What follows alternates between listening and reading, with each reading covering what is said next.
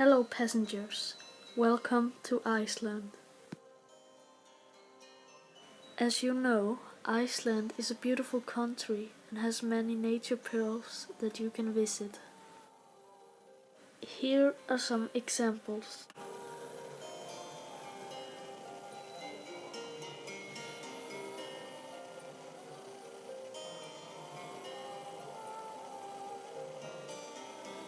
And there are many others. You might be wondering what it costs to visit one of these places that I showed you. Well, I'm here to tell you. The Nature Pass will grant you access to visit the most beautiful places in Iceland for only 1,500 Icelandic kroner if you're over 18.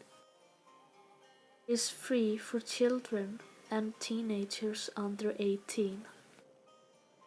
You only have to pay once, and the Nature Pass lasts 3 years.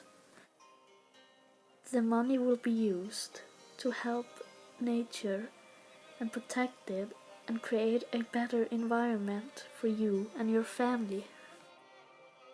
Thank you for listening, and we hope you have a pleasant stay in Iceland.